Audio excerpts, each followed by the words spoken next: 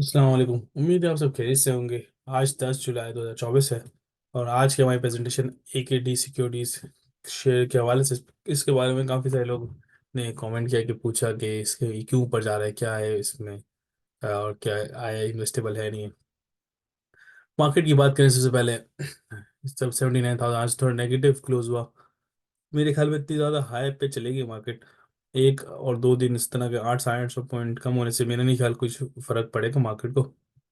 और ये अच्छा हेल्दी साइन भी होता है कि मार्केट करेक्शन करे, फिर ऊपर जाए, फिर करेक्शन करे, ऊपर और नीचे जाए। और सिर्फ ऊपर ही जाएगी तो हमेशा याद रखना कि रिस्क बहुत ज़्यादा होता है कि नीचे इमीडिएट डिप मारने की। तो आई थिंक ये कोई बड़ी बुरी बात नहीं है, ना ही बड़ी बात है। स्टॉक के पे चले AKD सिक्योरिटी लिमिटेड, 2 दिन से हम देख रहे हैं ये थोड़ा अप पे क्लोज हो रहा है। अप पे क्लोज होने की वजह क्या है, तो इसको एक्सप्लोर करते हैं। कंपनी क्या करती है, क्या क्या इसके बिजनेस है, इसके बारे में मैंने कभी बनाया नहीं, तो मैं बड़ा क्विकली ओवरव्यू कवर करूंगा। सबसे पहले AKD सिक्योरिटीज की बात करें, बेसिकली एक ब्रोकरेज हाउस है। ब्रोकरेज हाउस से मुराद ये है कि बेसिकली एक स्टॉक ब्रोकर है। लोग बाइंग एंड सेल इस कंपनी इस AKD सिक्योरिटी के थ्रू करते हैं। तो और तो AKD सिक्योरिटी इस पे ब्रोकरेज कमाता है, मतलब कमीशन कमाता है।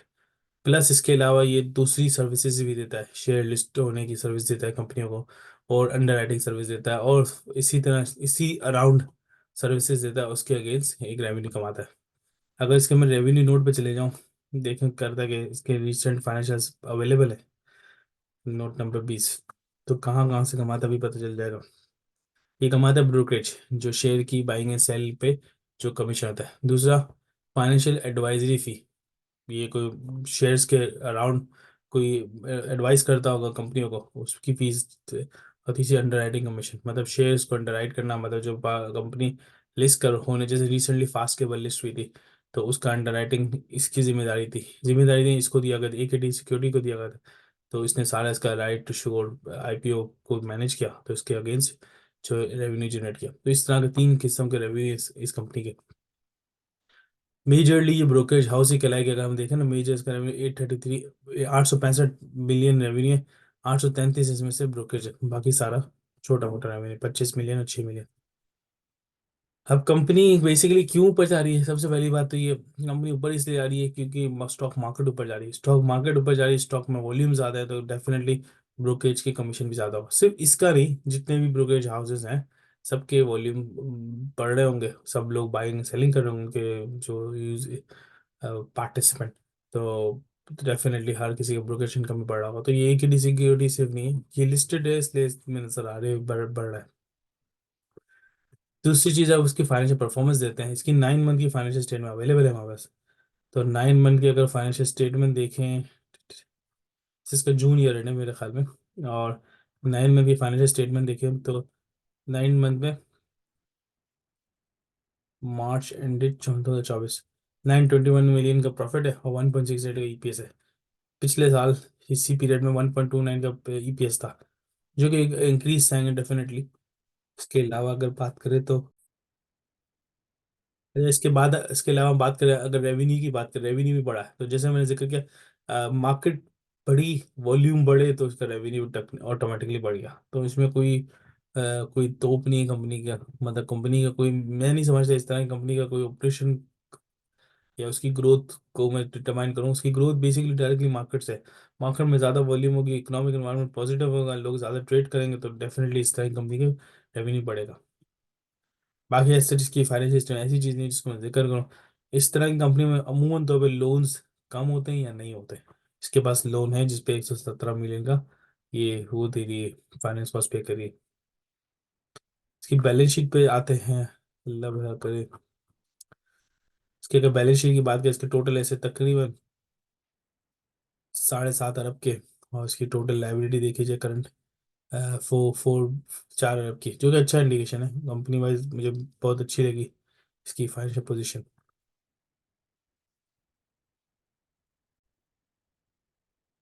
अब इसके अगर हम डिविडेंड के बारे में, फाइनेंशियल परफॉर्मेंस है, जैसे मैं जिक्र किया, फाइनेंशियल परफॉर्मेंस अच्छी लगी।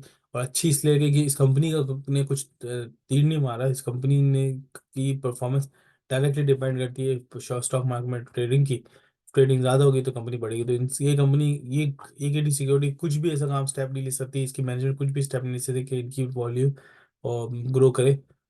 थोड़ा बहुत डेफिनेटली कुछ कर सकते, लेकिन ऐसा कुछ स्टेप नहीं है जिससे इसका रेवेन्यू सिग्निफिकेंटली बूस्ट करे, क्योंकि इससे रेवेन्यू इनका मार्केट के डिपेंडेंट है। अब आ जाते हैं इसकी डिविडेंड के बारे से। ये कंपनी बेसिकली डिविडेंड वाले शेयर नहीं है। अगर हम डिविडेंड पे जाएं, लास्ट डिविडेंड 2022 में दिया था, जो 0.5 मतलब 50 पेंस दिया था, 50 पैसा दिया था। तो बाकी मैं नहीं समझता डिविडेंड वाले शेयर 2021 में दिया था, मेरे नहीं खाले इसको मैं डिविडेंड की कैटेगरी में डालूंगा। तो डिविडेंड नहीं देता। करंटली प्राइस क्या है? करंटली अगर हम देखा जाए 19.5 पे खड़ा हुआ है, तो ये आज तक 9.5% अप लगा, और कल भी इसी तरह अप था। तो अब क्या होगा आने वाले दिनों में? तो ये अगर हिस्टोरिक की बात करें, तो हिस्टोरिक में अभी भी लो पे, ऐसा नहीं हिस्टोरिक हाई पे पहुंच गया। अगर पिछले 3 साल की बात करें, तो ये 2022 में इसी तरह इस दौरान इसी टाइम पे जून जुलाई के दौरान 37 पे था, अभी कम है। तो मैं समझता हूँ हो सकता है वापस चले जाओ ऊपर। लेकिन मैं फिलहाल इस तरह की कंपनी में अच्छी कंपनी नजर आती, लेकिन इन्वेस्टेबल पॉइंट से मैं इसलिए नहीं करता क्योंकि इस कंपनी का अपने मैनेजमेंट का कोई रोल नहीं है कि वो ट्रेडिंग ज़्यादा हो।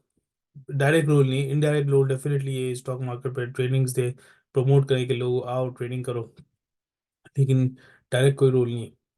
अब इसकी फ्यूचर आउटलुक क्या है? इसके फ्यूचर आउटलुक पे आते हैं। इसके फ्यूचर आउटलुक इनकी लिस्टेड मेंशन किया हुआ है इनके डायरेक्टर्स ने, जिसको हम पढ़ते हैं। इसमें फ्यूचर आउटलुक में मैं वैसे पढ़ चुका हूँ, जिसका मैं सदोबाब और आसान अल्फाज में बोलूँ कि फ्यूचर आउटलुक में ये लिखा हुआ है कि गवर्नमेंट ने नई स्टैंड बाय, और ये गवर्नमेंट के एक्शंस और आईएमएफ के एक्शंस की डिपेंड करता है। इंटरेस्ट रेट कम हो रहे हैं, इन्फ्लेशन रेट कम हो रहे हैं, इससे ज़्यादा डिपेंड करती है कि ट्रेडिंग।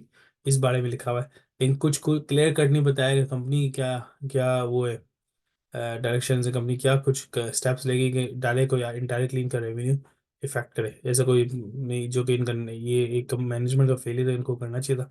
दूसरी चीज़ ये, इनकी अगर मैं पढ़ूँ, form vintage capital market decline inflation attract fresh local boards continues to trade its sub far valuation. तो पाकिस्तान में ये बड़ा मसला है कि जार्गन वर्ड यूज करते हैं, मतलब मुश्किल अल्फाज है, एक यूजर को कहाँ समझ में आएगा इतने मुश्किल अल्फाज। खैर, बाकी इनके फ्यूचर आउटलुक में मुझे कोई समझ नहीं है पड़ी। फ्यूचर आउटलुक में जो मैं समझता हूँ इनकी कंपनी की परफॉर्मेंस देखे, ऑपरेशन को देखे, मुझे ऐसा लगता है कंपनी की फ्यूचर आउटलुक फिर इस साल के लिए पॉजिटिव है, क्योंकि इस साल market end of this year market ने ऊपर जाना है। जब मार्केट ऊपर जाना है तो डेफिनेटली इनकम इस तरह की कंपनी की वॉल्यूम भी बढ़े, मतलब शेयर में ट्रेडिंग भी ज़्यादा होगी। जब ट्रेडिंग ज़्यादा होगी तो इनका कमीशन भी ज़्यादा बढ़ेगा, ये एक का, एक सिक्योरिटीज़ का। तो मुझे ऐसा लगता है कि अगर किसी ने इन्वेस्ट करना है इस कंपनी में, कर सकता है, बैट ले, डेफिनेटली रिस्क लेना चाहिए। लेकिन मैं इसलिए नहीं लूंगा क्योंकि मैं इस तरह की कंपनी में इन्वेस्ट करता हूँ जिस जो जो कंपनी की मैनेजमेंट कुछ करके कंपनी को इम्प्रूव कर सके। इस तरह की कंपनी की मैनेजमेंट कुछ भी करके इम्प्रूव नहीं कर सकती इनकी परफॉर्मेंस को। तो मुझे ऐसा लगता है कि फिलहाल मैं इस तरह की कंपनी, डेफिनेटली मुझे लगता है ऊपर जाएगी, लेकिन फिलहाल मुझे नहीं लगता इन्वेस्टेबल है। मेरे पास और बहुत ऑप्शन मौजूद है जिसमें मैं इन्वेस्ट करूँ, अपना पैसा इधर ब्लॉक में। डेफिनेटली अभी फिलहाल मुझे लगता है 25 तक इजीली जा सकता है आने वाले दिनों में, और दिसंबर तक देखा तो 30 तक भी जा सकता है, क्योंकि वॉल्यूम अभी अप होगा, मार्केट भी अप है। तो इस हिसाब से अपनी इन्वेस्ट करें, इन माय व्यू पॉजिटिव। लेकिन मैं फिलहाल मेरे पास भी इतना फ्री कैश नहीं है कि मैं इस तरह की कंपनी में डालूं। मैं थोड़ा मजीद ज़्यादा प्रॉफिट वाली कंपनी में डाल के अपने पैसे को ग्रो करने की कोशिश करूँगा। I think that's it. Thank you so much. अगर कोई चीज़ मिस आउट की तो मुझे पता है, इंशाल्लाह मैं कवर करूँगा। कोई अगर चैनल को लाइक एंड सब्सक्राइब नहीं किया तो लाइक एंड सब्सक्राइब करें। इंशाल्लाह मजीद इंफॉर्मेटिव वीडियोस आती रहेगी। जज़ाकल्लाह, अस्सलाम वालेकुम।